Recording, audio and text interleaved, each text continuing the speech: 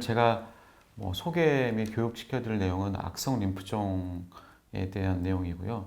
이게 사실 해당 내용은 뭐 이렇게 새롭다거나 이렇게 화려한 내용은 아니긴 한데, 기본적으로 그 1차 진료 기관이나 혹은 각 병원의 그 과장님께서 염두하셨으면 하는 내용에 대해서 말씀을 좀 드리겠습니다. 그 림프종 쳐보면 이렇게 이제 이 그림이 이제 가장 많이 나오는 거고요. 저도 림프종을 전공하기 전에는 사실 림프종 그러면 이렇게 딱히 머릿속에 개념이 많지는 않았었거든요. 이게 한마디로 말하면 림프종은 1번, 2번이라고 볼 수 있겠습니다. 림프절이라고 하는 것은 내 몸에 있어야 되는 정상적인 면역 기관이고요. 하는 역할은 내 몸에 균이나 바이러스가 들어오면 여기 이 림프절에 모여있던 면역세포가 흘러나와서 바이러스와 박테리아를 해결하고 다시 요 안으로 들어가서 이제 나를 보호하려고 있던 정상적인, 사회로 말하면 경찰서라고 보는 조직이라고 볼 수 있습니다. 근데 이 자리에서 암이 생기는 게 이게 림프종이고요. 예를 들면 위암 그러면 위 점막에, 정상적으로 내가 있을 위 점막이 암으로 치환된 게 위암이잖아요. 마찬가지입니다. 면역세포라고 알려진 림프절 내에 암이 발생한 게 림프종이고요. 독특하게 림프절은 하나가 아니고 거의 이 동맥과 정맥 그 주행 경로에 따라서 촘촘하게 이렇게 박혀 있거든요. 약 250개에서 많게는 350개까지도 카운트하던데, 이렇게 노드가 있고요. 그 노드끼리는 고속도로 휴게소처럼 쭉 이렇게 라인으로 연결되어 있고, 그래서 이렇게 2번처럼 전신 네트워크되어 있고, 림프절에 암이 발생하는 걸 림프종이라고 부릅니다. 그래서 가끔은 환자분들이 물어보시는 게 있는데요. 나 전이 됐습니까? 라고 물어보는데, 사실은 림프절 전이라는 표현이 맞지는 않습니다. 왜냐하면 이 머리 쪽에, 이 목에 있는 림프절에 있던 환자분이 여기 사타구니에 림프절이 커져도 이게 전이라는 표현 안 쓰고요. 여기 있는 암세포가 이런 데 타고 왔다 갔다 다 하기 때문에 이게 이상한 게 아니고, 그러니까 그래서 이제 아나바 스테이지 1, 2, 3, 4 할 때 그때 사용하게 됩니다. 그래서 이 림프종은 피를 타고 혹은 림파틱 채널을 타고 왔다 갔다 할 수 있기 때문에 전이라는 표현이 이제 명확하게 맞지는 않습니다. 그래서 메타스타티스란 말은 혈액내과 내에서는, 교과서에는 언급이 보통 없습니다. 호발 부위는 이렇게 되어 있고요. 근데 이게 요새 이제 여러 이유 때문에 그 진료 현장에서 직접 촉지한다거나 그 문진 이런 걸 하기가 좀 쉽지 않긴 하나, 보통 그나마 접근하기가 좋은 데가 목이나 이 쇄골 상부, 그다음에 겨드랑이 쪽, 그다음에 사타구니 정도 잘 이제 볼 수가 있고요. 환자가 스스로 커졌어요라고 오시는 분도 있고, 그냥 봤는데 묻어나신 분들 같은 건 딱 봤는데 대칭이 안 맞아가지고 왼쪽 그 쇄골 위쪽에 밤톨처럼 볼록하고 튀어나와서 오는 분도 가끔 있습니다. 그러니까 얼굴 딱 보면 이런 림프절 대칭 여부를 이렇게 한눈에 볼 수 있거나, 환자가 이렇게 표현하기 때문에 볼 수 있고요. 여기 그림에 보다시피 이 머리 쪽에 헤드앤넥이 생기는 경우가 절반 넘기 때문에 보통은 어렵지 않게 촉지나 시진을 할 수 있습니다. 그다음에 임상 양상은 보통은 교과서에 뭐라고 되어 있냐면 무통성 림프절 비대, 통증이 없게 오게 됩니다. 우연하게 샤워한다거나 자기가 옷을 입을 때 림프절이 만져져서 오시는 분들이 대부분이다 보니까, 오히려 외래에 오셨는데 아파서 나 여기가 아파요 오시는 분들은 어찌 보면 안심을, 이렇게 막 심각한 병보다는 염증성 질환을 먼저 고민하셔도 그게 이상하진 않습니다. 오히려 저한테 처음 오셔도 전 처음부터 염증성 질환을 의심해서 이비인후과나 감염내과에 먼저 이제 진료를 보도록 권장을 하기 때문에요. 그래서 아프지 않다 그러면 고민을 해보는데, 아프다 그러면 오히려 항생제나 대증치료 같은 걸 먼저 하셔도 환자한테 해가 되거나 치료를 놓쳐서 환자가 또 위해가 되거나 그러지 않다, 그렇게 이해하시면 되실 것 같고요. 환자가 아프다고 얘기 안 하고 만져보면, 이거 진짜 염증성 환자 같은 거 만지면 아프다고 손을 떼거든요. 그러니까 이 통증 여부가 림프종과 비림프종을 구분하는 데서 어떻게 보면 중요한 단서가 될 수 있고요. 이렇게 됩니다. 보다시피 이건 만져가지고 이렇게 볼록 튀어나오긴 했는데, 여기 세 번째 그림처럼요, 이렇게 환자가 옆으로 목을 돌려보면 굳이 만지지 않더라도 이렇게 두 덩어리가 볼록 튀어나온 것처럼 보일 수 있어서 이렇게 쉽게 확인할 수 있으십니다. 목에 림프절의 구획, 이제 이비인후과 선생님들이 구획 나누기, 레벨 1부터 5까지 나누긴 하는데, 이건 해부학적 구조 까지는 알 건 없으신데 주로 잘 보시면 이게 위치가 어디냐면 아테리 베인이 움직이는 주행 공간이거든요. 다 이 자리가 여기가 페이셜 러버가 움직이는 공간이랑 그 마세타 머슬 이쪽이랑 SCM 머슬이 움직이는 공간이다 보니까 그 혈관 근육 주변 주행 부위에 혈관 그 박동이 느껴지는 부위에 림프철이 같이 붙어 있다. 만질 때도 그쪽을 촉지하시면 되실 것 같고요. 겨드랑이는 물론이고 하시고 사타구니를 만지기가 요새는 뭐 쉽지가 않긴 한데 이게 저 외래에서는 보통 저는 직접 만지기도 하나 이런데 팬티 라인에 걸리는 부위에서 굳이 저는 뭐 옷을 내려서 보기도 하는데 안 내리고 그냥 바지 입은 채에서 만지면 크게 만져지면 꽤 많으시거든요. 그래서 그런 분들도 만지기도 합니다. 간별 진단할 게 림프절이 커졌다고 다음은 아닌데요. 할 게 제일 많은데 빨간색이 가장 많습니다. 저 보통 오시면 한 80% 환자가 이쪽이 빨간색 내용이고요. 림프종 환자는 10%도 안 됩니다. 진짜 림프 환자들은요. 그래서 대부분이 바이러스 박테리아 환자분들이고 특히 이제 우리나라 동양권이다 보니까 기쿠치병들이 많고요. 이비바이러스와 연관성이 있겠죠. 그 외에 뭐 심지어 루푸스 환자도 제법 있고 그런 환자들도 꽤 커지는 거 있고 그 중에서 이제 악성 림프종 환자는 10%도 안 되는 식으로 와서 보기 때문에 처음부터 림프종을 의심한다는 건 사실 저는 빈도수나 뭐 여러 가지 상황을 봤을 때 맞지 않다고 봅니다. 그래서 이 감염성 질환을 먼저 감별을 하시고 치료를 하신 다음에 이러한 악성에 대한 고민을 하셔도 늦지 않다고 저는 봅니다. 검사하는 방법은 교과에서 보이는 NCCN이니 유럽 에스모니 이런 가이드를 보면은 무조건 그 절제 생금을 권장한다라고 되어 있는데 사실은 요새 그 검사 기법, 그 병리학적 검사 기법도 많이 발전했고요. 진단학적 그 디테일이 많이 높아져가지고 저희 기간만 해도 절제성검률이 그다지 높지는 않거든요. 새침으로, 그러니까 대신 새침은 안 되고 코어니들 굵은 관으로 해서 뭐 16게이지짜리 굵은 관으로 이렇게 조직 검사를 총 검사로 해서 하는 경우가 거의 저희는 95% 하고요. 거기 했는데 약간 검사 결과가 애매합니다. 이제 그런 경우에 있어서 환자한테 다시 양해를 구하고 절제 점검을 하게 됩니다. 그래서 이제 왜 요새 그렇게 할 수 있냐면요. 이러한 보다 이 밑에 있는 특수 검사들이 기법들이 상당히 많이 발전해가지고요. 림프종 진단 내림에 있어서 물론 엑스전 바이옵시가 스탠다드이긴 하나 요새는 코어니들도 훌륭한 방법이고 요새 이제 그런 얘기를 많이 하고 있습니다. 그래서 그 개인 의원이나 그 1차 의료기관에서 보실 때도 뭐 조절생검이 안 되시더라도 이런 바이옵시를 하셔도 저는 될 것 같습니다. 이런 방식으로 하고요. 총검 검사를 하기 때문에 이게 어려운 검사는 아니고 목 같은 거는 초음파 보면서 금방 할 수 있기 때문에 뭐 스케일이 어렵지 않아서 이렇게 하시면 될 것 같습니다. 이런 식으로 나오게 되고요. 그래서 이렇게 하게 되는데 이제 가끔은 검사를 했는데 예를 들면 뭐 A라는 병원에서 정상 나는데 저희가 보니까 정상이 아니고 암입니다. 이렇게 해서 환자들이 조금 화를 내면서 오신 분이 계신데 사실 저는 그걸 어떻게 설명해 드리냐면 그게 그럴 수가 있거든요. 바늘이 암세포의 위치는 여기거든요. 여기보다 여기 진한 보라색.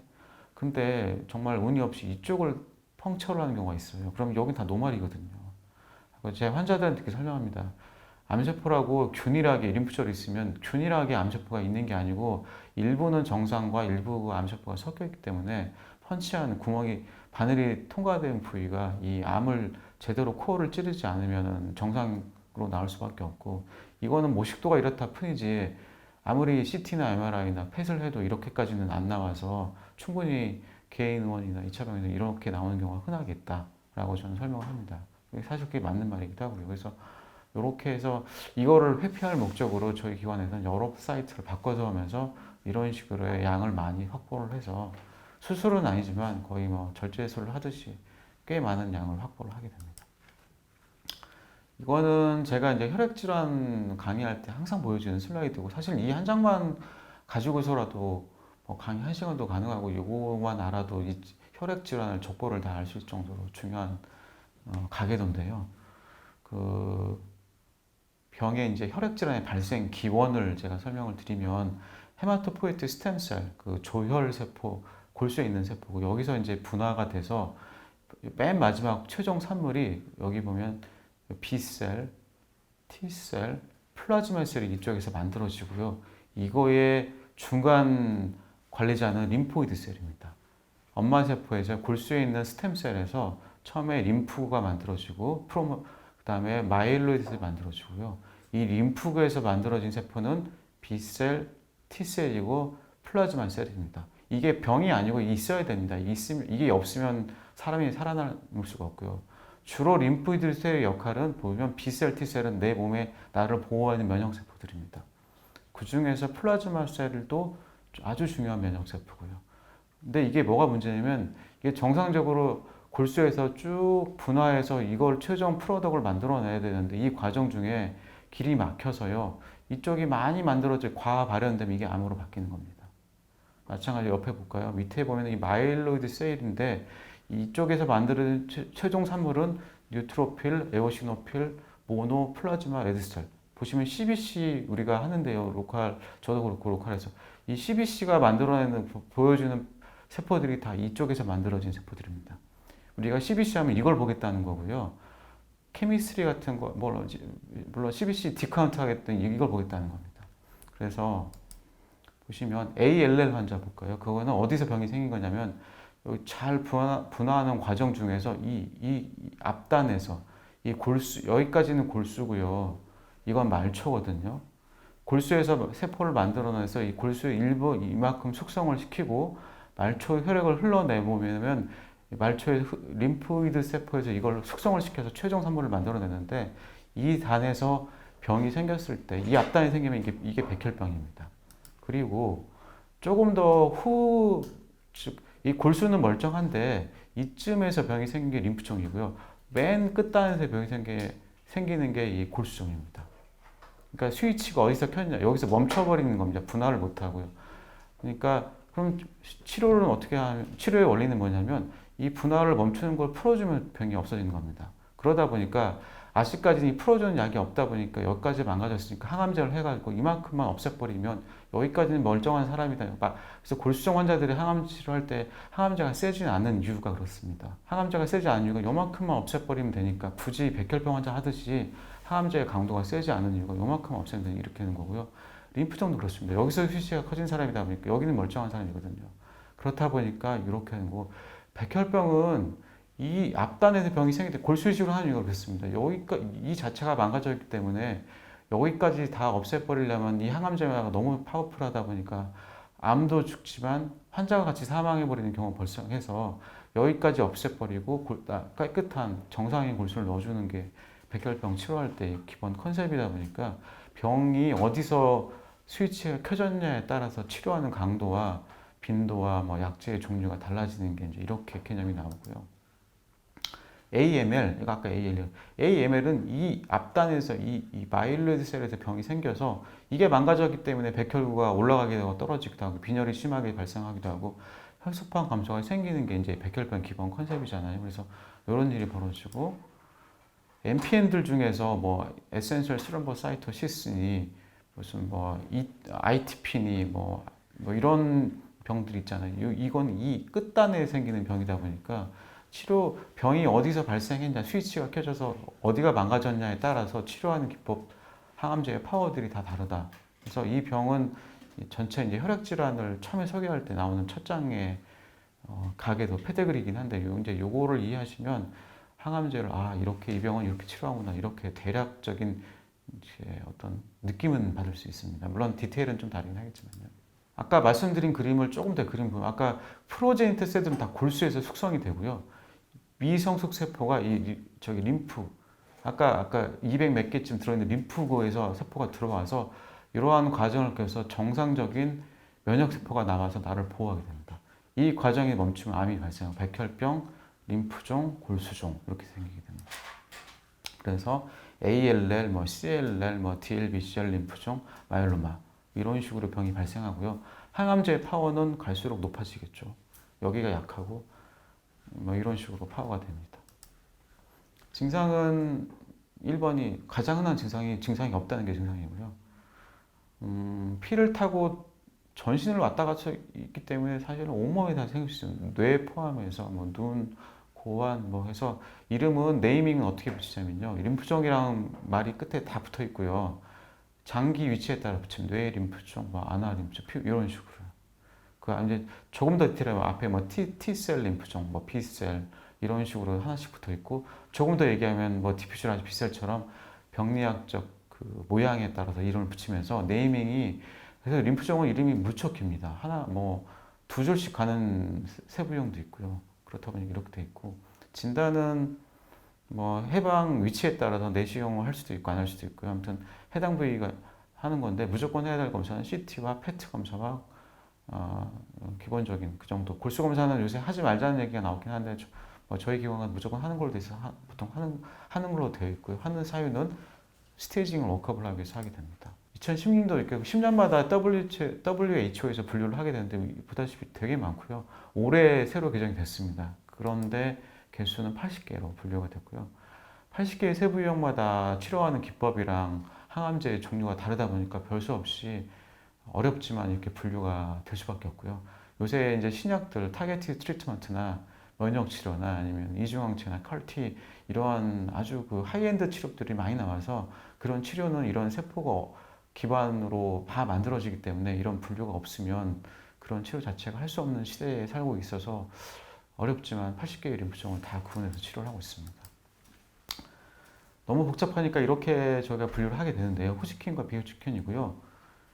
이거 두 개 나눈 사유는 너무 예우가 납니다. 호지킨병은 관해율이 90%고요. 비호지킨병은 뭐 세부형마다 다르지만 러프하게 60% 관여율이다 보니까 그나마 하나만 골라라 그러면 저는 호지킨을 고를 것 같습니다. 무조건 하나만 선택을 하라고 그러면 그만큼 호지킨병은 예후가 좋은 병이긴 하고요. 비호지킨병은 또 이제 비세포인지 아까 그 앞서 그 각의 족보 알려졌던 그처럼 T세포인지 알려졌고 또 B에서 미성숙인지 림프군지 뭐 이런 식으로 온순형인지 이런 식으로 쭉 나눠지고 T에서는 그냥 T인지 NK인지 뭐 이런 식의 분류를 하게 되고요. 말씀드린 이런 분류하는 사유는 명확합니다. 이 세부 분류마다 예후와 치료법들이 조금씩 다르기 때문에 별 수 없이 각 치료나 예후에 따라서 분류를 임상의사 입장에서 이렇게 해왔습니다. 우리나라에서는 이게 옛날 데이터긴 한데 10대 암에 옛날에 들었다가 요새 이제 워낙에 위암이나 대장암 뭐 이런 암들이 분류가 빈도가 늘어나서 10대 암에는 밀려서 12대 암까지 늘어나긴 했는데 여전히 림프종은 혈액암 내에서는 제일 많습니다. 혈액암 그러면 대표적으로 백혈병을 생각하기 십상이긴 한데요. 혈액암만 두고 보면 보다시피 위에 있는 과거 데이터긴 하나 보면 다 고형암들이 1등부터 9등까지고요. 그 다음 혈액암은 오롯이 호지킨 하나만, 비호지킨 하나만, 림프종 하나만 있잖아요. 그다시피 혈액암 내에서는 제일 많고 전체 암을 봐도 12대까지는 들 수 있어서 국내에서도 림프종 빈도수가 높은 질환이다 되어 있고요. 우리나라는 좀 독특한데요. 보통 서양권은 호지킨 림프종이 한 15에서 20% 차지하는데 국내는 한 5% 정도밖에 없다고 되어 있는데 이게 이제 생활 습관이나 식생활도 연관되어 있는데 우리나라도 요새 많이 늘어서 아마 서구화되어 있기 때문에 호지킨병이 많이 늘어서 10% 이상으로 증가되어 있습니다. 국내에서 이제 한 10년 전에 관련 데이터를 발표했는데 앞서 말씀드린 비슷합니다. 그 비호지킨 림프종 환자가 보다시피 약 40% 환자이고요. 림프구이드 합치면 약 절반, 혈액만 따졌을 때 절반 환자가 림프종 환자이고요. 백혈병 환자가 얼마 안 됩니다. 겨우 20%. 전체 혈액암제 5분의 1만 백혈병 환자고 절반 환자가 림프종 환자다라고 알고 계시면 되시고 골수종 환자가 10% 정도 되고요. 혈액암의 생존율은 보다시피 호지킨병이 압도적으로 좋습니다. 그 다음에 비호지킨이 좋고요. 백혈병이 화두가 된 거는 백혈병 예후가 안 좋다 보니까 여러 소재로 쓰기 좋아서 이렇게 쓰긴 하는데 여튼 호지킨병은 빈도수도 많고 나름대로 혈액암인데 불구하고 환자의 생존율이 나쁘지 않은 병 중에 속해 있다라고 되어 있습니다. 발생 빈도는 보다시피 나이가 비호지킨병 같은 경우는 나이가 많을수록 올라가게 되는데 호지킨병은 젊은 층에 20대에 한번 있다가 내내 없다가 노인층에 한번 낙타 등처럼 이렇게 발생 빈도가 발생하는 게 특징이고요. 발생 기전은 대부분 모른다고 되어 있긴 한데 이러한 바이러스, EB 바이러스라고 동양권에서 많이 이렇게 감염되어 있는 이 EB 바이러스 때문에 하나의 림프종이 발생하는 기전으로 하나 알려져 있어서 EB 바이러스를 튀머 마커처럼 쓰는 경우도 가끔 있습니다. 필수 검사는 CT랑 PET 검사랑 골수 검사 같은 걸 보통 하게 되고요. 선택적으로 뭐 내시경 검사를 한다든지 뭐 이런 검사, MRI를 찍는다든지 하게 되고, 보통은 임상에서 권고사항은 여기 이제 A, B, C 중 A로 갈수록 올라가게 되는데, 이런 식으로 보통 검사를 하게 됩니다. 스테이징이 말씀드린 또 메타스타시스가 없는 병이다 보니까 아나버 스테이징을 하게 되고요. 이 횡격막을 기준으로 해서 한쪽만 있으면 한쪽에 하나만 있다 스테이지 1이고요. 한쪽에 2개 이상 있다 스테이지 2고, 양측에 횡격막 우아래로 펼쳐 있다 3이고요. 횡격막 말고 림프절 외의 병소까지 침범해 있다 그러면 스테이지 4가 됩니다. 그러니까 메타란 말이 맞지는 않고요. 그 메타가 은밀히 말하는 스테이지 4 정도로 이해하시면 될 것 같습니다. 그다음에 그 림프종 환자들을 봄에 있어서 이제 우리 지역병원 선생님께서 어려워하시는 이유가 이 병기 때문에 그런데, 왜 그러냐면 익숙하지 않아서 그렇습니다. 이게 어렵다기보다 익숙하지 않고 흔하지 않다는 것 때문에, 좀 낯선 것 때문에 힘든 건데요. 우리 왜 그 고형암에서 TNM 스테이징 하듯이 혈액암도 각자 고유의 스테이징 시스템이 있습니다. 림프종에서는 IPI 스코링 시스템을 사용하고요. 골수종에서도 IPS라는 걸 사용하고, 그러니까 각각의 혈액암마에 고유의 그 TNM 스테이징 하듯이 스테이징 시스템이 있는데, 이제 그게 익숙하지 않다 보니까 이게 낯설어서 어렵다고 느끼시는데요. 이 림프종은 요 IPI 스테이징 시스템을 사용하고요. 그 항목들이 환자의 나이랑 혈청학적 LDH랑 환자의 퍼포먼스는 병기랑 병소입니다. 잘 보시면 이 퍼포먼스는 주관적인 거잖아요. 이게 뭐 객관적인 거는 피 검사한 거 요거 하나랑, 뭐 나이도 객관적이긴 하죠. 그러니까 주관적인 거 하나에 객관적인 거 4개가 포함된 조합이고, 이 조합에 따라서 스테이징 시스템을 나누는데, 그래서 리스크는 이 개수가 하나냐 2개냐 5개냐에 따라서 로 인터미트, 하이 이런 식으로 쭉 나누게 되고요. 이걸 왜 나눴냐면 5년 생존율이 스테이지마다 다릅니다. 보다시피 로우 리스크 환자는 70% 이상 살게 되고 5년 동안 완치죠. 그러니까 하이 리스크 환자는 한 5분의 1 정도밖에 완치가 안 된다. 물론 옛날 데이터긴 합니다. 요새 많이 이제 바뀌어서 그렇게 하는데, 이렇게 돼 있고요. 이게 이제 이 서바이벌 그래프가 이렇게 그려져 있고, 그래서 IPI 스코어링 시스템은 이렇게 환자의 예후나 이걸 가지고 그냥 뭐 어떤 논문을 쓰고 끝내려는 게 아니고요. 리스크 어댑티브 어프로치. 환자한테 설명하려고 저는 무조건 제 차트에다가 IPA 스코링을 적어 놓고요. 그래서 이제 환자가 병원에 와서 가장 먼저 나오는 질문이 이건데요. 이걸만 다 설명할 줄 알면 사실 림프종을 다 이해한다고 보시면 되고요. 진단이 뭐냐고 당연히 물어보겠죠. 그러면은 이제 예를 들면 미만성 거대 비스포 림프 이렇게 얘기하고요. 몇 개요? 치료는 어떻게 이게 제일 많이 물어보거든요. 근데 이걸 대답하려면 이거의 병기를 알고 병기에 대한 예후를 알아야 환자한테 똑같은 말을 할 수 있거든요.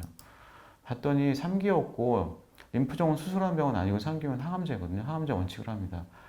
또 물어보는 게 나 살 수 있어요? 혹은 완치가 돼요? 이거 물어보거든요. 그러면 저기 IPA 아나바 3기일 때 뭐 약 보다시피 이 정도 되거든요. 한 40%, 옛날 데이터 50, 요새는 50% 넘긴 했지만, 그래서 완치될 수 있는지 물어봤을 때 약 절반 넘게 잘 치료받으면 좋아진다 이렇게 설명할 수 있어서, 이 내용을 이해를 해야 이런 걸 설명할 수 있고요. 그래서 저는 리스크 어댑티드 어프로치를 이래서 이제 IPR을 굳이 뭐 논문을 쓰거나 뭔가를 발표하려고 저는 스코링 하는 게 아니고요. 환자한테 이런 설명할 목적으로 항상 차팅을 남겨놓습니다. 치료 옵션은 다양합니다. 보다시피 수술은 없죠. 그러면 항암제, 방사선, 이식, 면역 치료 이렇게 이제 크게 이제 카테고리로 구성되어 있고요. 다르긴 하나 대부분 6번 항암제로 구성이 되어져 있습니다. 그래서 온순형이냐 요약을 해보면요, 공격형이냐에 따르고요. 1차 치료 같은 거는 제한병기면 온순형일 때는 병이 한 군데 몰려있기 때문에 국소 치료로만 끝내는 경우도 있고요. 온순형이기도 하지만 여러 군데 번져 있으면 항암 치료를 권장합니다. 공격형이면 뭐 거의 그냥 항암을 한다고 보시면 되고요. 광범위하든 제한이든. 그다음에 재발한 경우 구제 항암을 하게 되는데 그때 가서 뭐 세포 치료를 하느니 면역 치료 이런 식의 특수 치료들이 곁들여져서 어떤 출구 전략으로 세우게 됩니다. 이걸 다 설명드리기는 너무 길어서요. 짧게만 제가 설명을 드리면 항암 치료는 보통 6번 정도로 구성이 되어져 있고요. 그 과거에 뭐 이게 뭐 저기 이제 종양을 전공한 의사들 교과서에 나오는 하나의 그림인데요. 뭐 알킬레이팅 에이전트니 안티메타볼라이티스니 뭐 뉴런 이렇게 쭉 나와 있는데 림프종도 이런 걸 쓰긴 씁니다. 자, 허나 이게 메인은 아니고요. 주로 보면 이런 사이클에서 사용하는데 이제 여기 보시면 이게 타임즈에 뭐 캔서 블랙 뭐 이렇게 해가지고 드디어 여기 이 내용을 한 장 열어보면 첫 장이 뭐라고 하든 드디어 인간이 암을 정복했다는 말이 써 있습니다. 사실 이때는 1980년도 후반이긴 한데 이때 타겟티드 에이전트를 개발하고 드디어 암을 정복했으니까 오래 장수할 수 있다라고 그렇게 거만하게 이렇게 타임즈에 이렇게 표지까지 실어서 했던 시절이 있었고요. 이 시점으로 해서 2006년부터 폭발적으로 이런 타겟티드 에이전트가 개발이 됐고 그게 편승해서 림프종 치료약제들이 정말 우후죽순처럼 개발이 돼서 지금 현재 사용되고 있고요. 그 중에 하나가 이 리투크시맙이라고 많이 들어보겠지만 했습니다. 심지어 제가 전공의 시절만 해도 이거 시험 문제 많이 냈거든요. 요새는 이거 안 냅니다. 이거 너무 내면 마치 1 더하기 1은 2라고 물어보는 거와 똑같은 상황이다. 이건 안 물어보고 그래서 리투크시맙은 아주 그 프로토타입의 면역 그 타겟티드 에이전트고요. CD20이라고 암세포 표면에 껍데기에 암세포만 발현하고 있는 그걸 타겟으로 달라붙어서 암을 죽이는 그런 기법으로 15년 전에 개발돼서 현재 그 림프종 환자의 백본으로 사용하는 약이고요. 보다시피 정상세포가 쭉 분할을 해서 이렇게 면역세포가 만들어지는데 중간에 망가져 버리면 여기서 멈추고요. 멈추면 동시에 암세포 껍데기에 CD20번이라는 표면 항원이 발현이 되고요.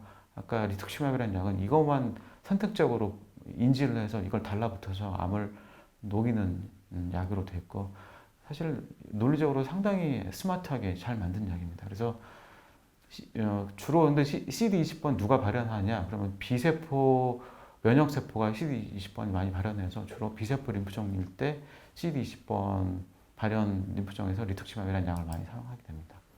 메커니즘은 이렇게 이제 암을 죽인다는 얘기였고요. 요새 이제 한참 핫한 얘기가 이제 카티 얘기가 나오기 시작합니다. 이거는 칼티는 소위 말해서 키메라라는 게 이종이잖아요.